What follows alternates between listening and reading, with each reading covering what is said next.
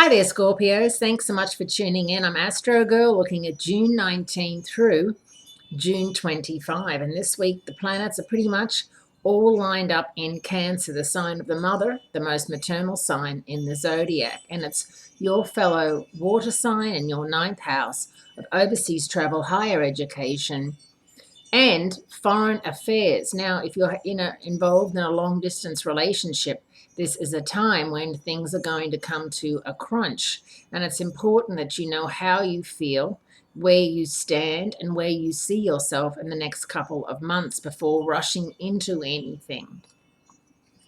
So, this week, the headline for this week is the second change in the seasonal calendar, bringing us to the first day of summer for those of us in the Northern Hemisphere, which is the majority of the world.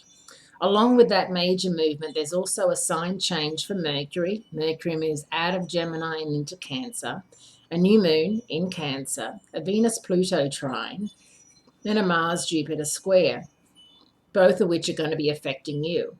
Venus is in Taurus, your opposite sign. Pluto is your ruling planet.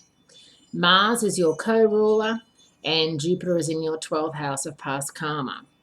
Very likely, you could run into an ex this week, an ex you still have feelings for, and he or she could still have feelings for you, and there might be a little bit of unfinished, risky business to be had.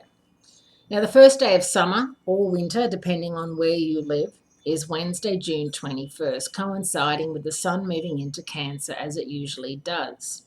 Also called the summer solstice, June 21st is the second high point in the solar calendar and the longest or shortest day of the year, depending on where you live. After the summer solstice, the days will start to get shorter or longer.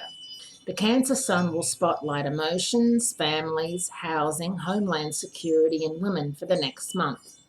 That same day, there's a superior conjunction between the sun and Mercury. Because Mercury is moving fast and furthest away from the Earth right now, this is a time when communications are logical and objective. The reason why it's the furthest away from the sun is that it's the closest when it's in Leo. So when it's in Cancer, the sign before Leo, it's the furthest away. That's the way it works. With Mercury in emotional Cancer for the next 3 weeks, it's helpful to know that communications and marketplace interactions will be based more on gut feelings and less on the spoken word. A Cancer new moon on Friday, June 23, doubles the Cancer energy and is a really good place for you to work out if you do want to be involved in that overseas relationship or long distance relationship any longer. It can be really grating on you, can't it, when you are so far away from each other.